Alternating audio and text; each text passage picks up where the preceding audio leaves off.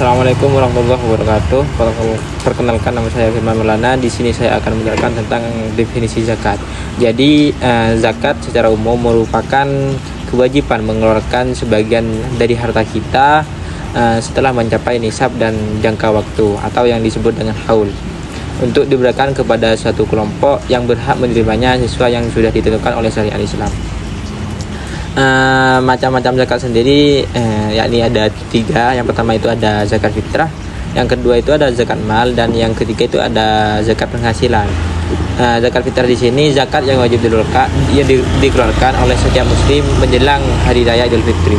Biasanya itu dimulai dari awal bulan Ramadan. Dan zakat mal atau bisa disebut juga dengan zakat harta, zakat yang dikenakan atas kepemilikan harta tertentu yang telah memenuhi syarat nisab dan haul yang sudah ditentukan oleh syariat. Semisal ya kayak zakat emas dan perak, itu wajib bila mencapai nisab dan disimpan selama satu tahun ataupun lebih. Dan yang ketiga itu ada zakat penghasilan.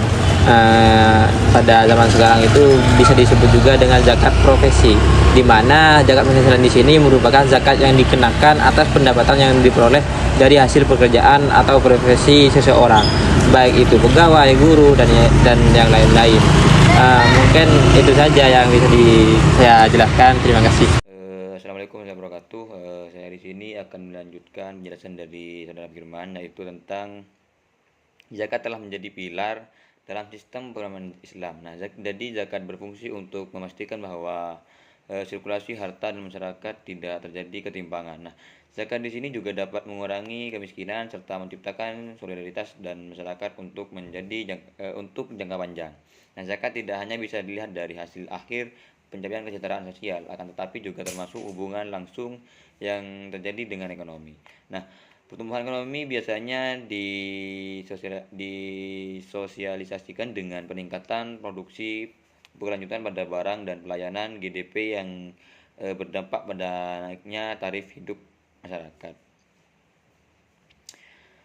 Nah, bahasa Arab mengenal istilah pajak dengan kata doribah yang bermaksud kewajiban menetapkan, penentuan, memukul, menerangkan, atau membebankan. Yusuf Qaradawi mengemukakan pajak merupakan perintah yang ditetapkan kepada wajib pajak sesuai ketentuan negaranya. Nah, dalam rangka penghimpun dana untuk membiayai operasional negara dan pembayaran untuk membangun yang telah ditetapkan negara. Nah, Adriani mendefinisikan pajak sebagai iuran yang diwajibkan kepada masyarakat dan terhitung sebagai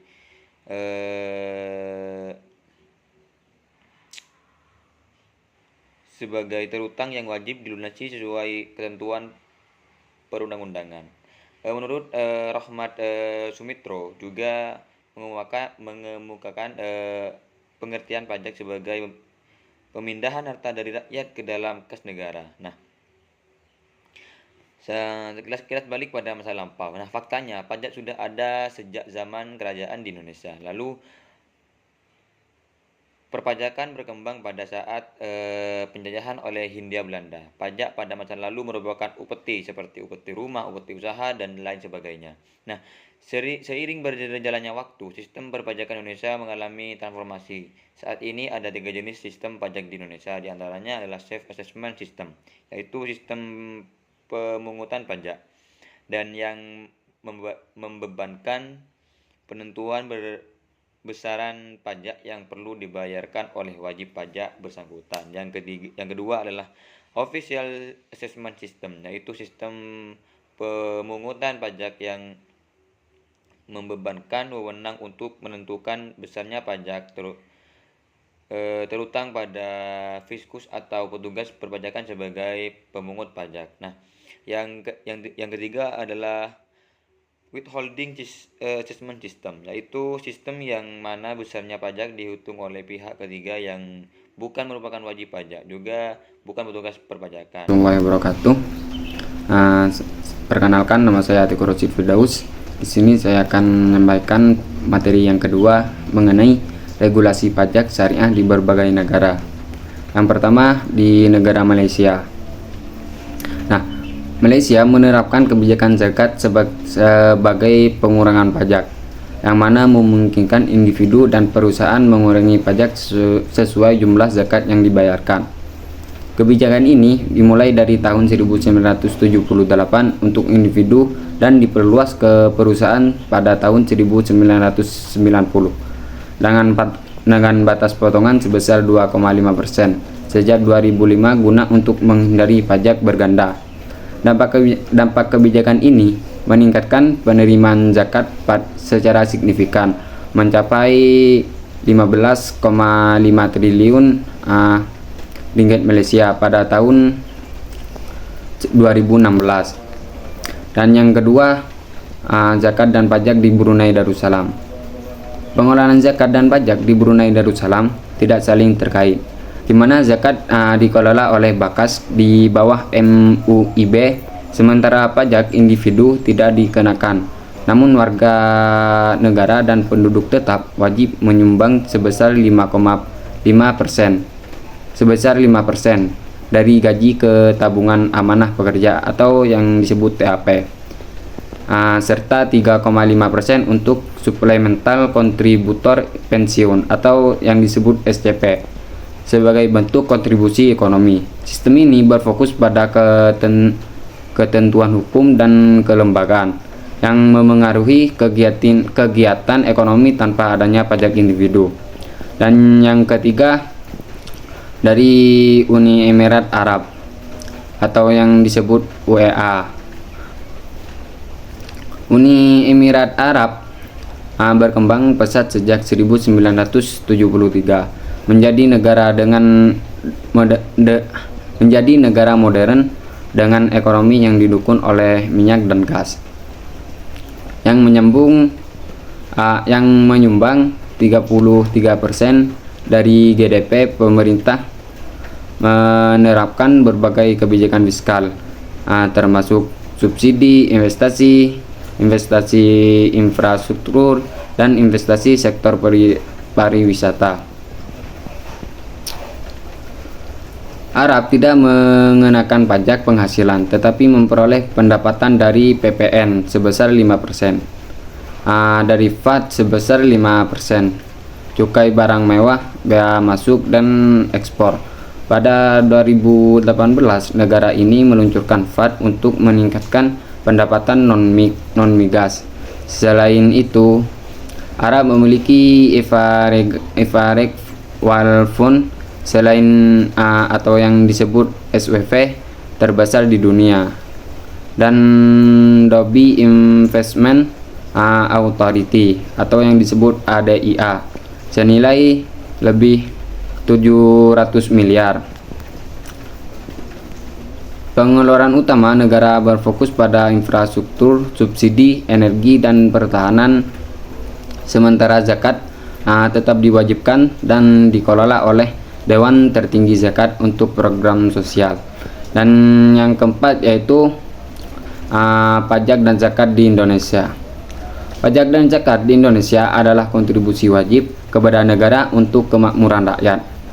Diatur dalam Undang-Undang nomor 6 tahun 1983 dan diperbarui Undang-Undang nomor 16 tahun 2009. Wajib pajak mencangkup individu dan badan usaha termasuk pengusaha kena pajak atau PKP.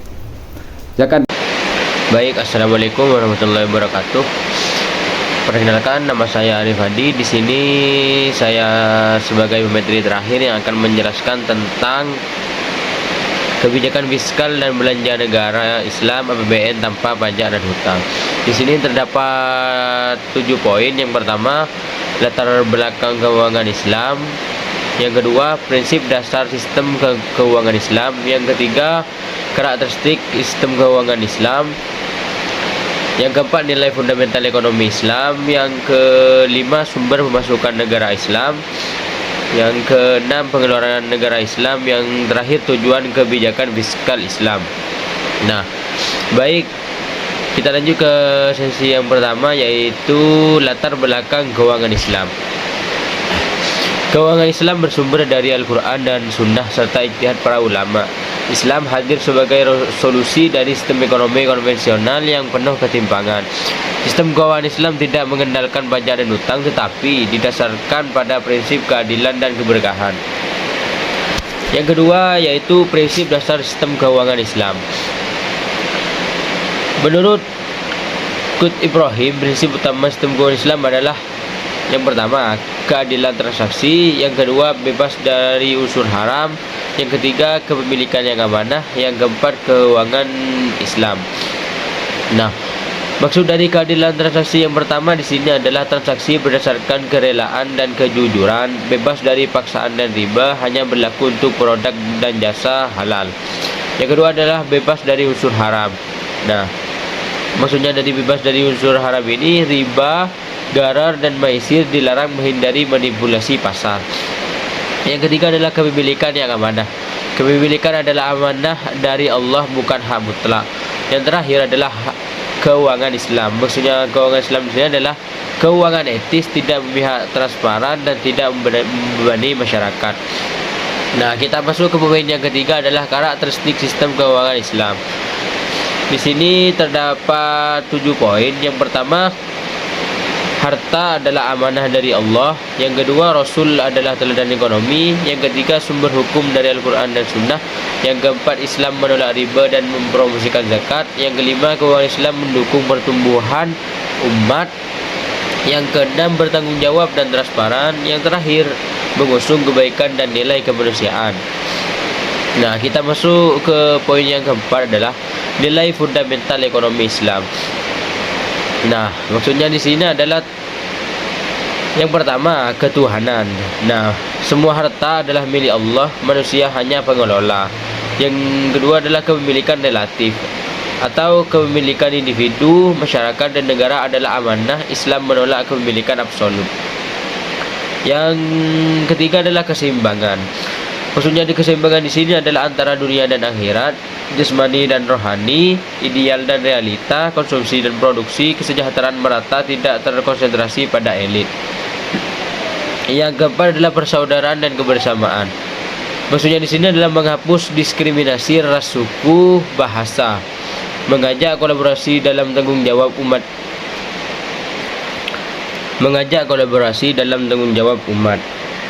Yang kelima adalah kebebasan terarah. Maksudnya di sini ada Islam memberikan kebebasan dalam hal yang halal dan membatasi hal yang merugikan umat.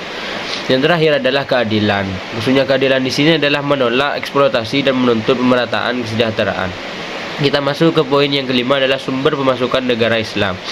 Yang pertama itu anfal ghanimah atau harta dari peperangan. Yang kedua, haraj atau pajak atas tanah non-muslim. Yang ketiga adalah jizyah atau yang bisa dimaksud pajak dari warga non-muslim yang tinggal di negara Islam. Yang keempat, harta milik umum atau yang bisa dikenal laut, tambang, energi, pelabuhan, dan lain-lain. Yang kelima adalah harta milik negara.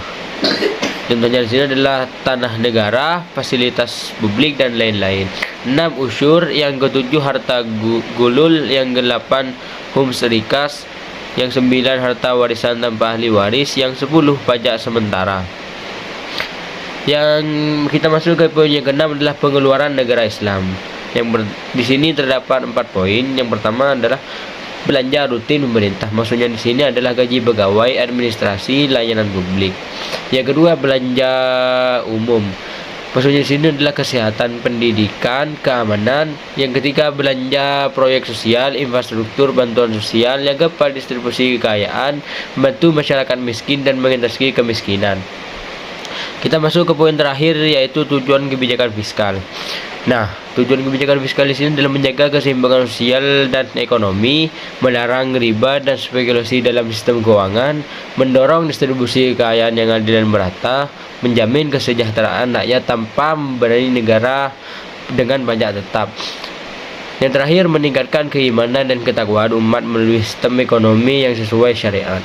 Demikian dari saya, kurang dan lebihnya mohon maaf. Wassalamualaikum warahmatullahi wabarakatuh.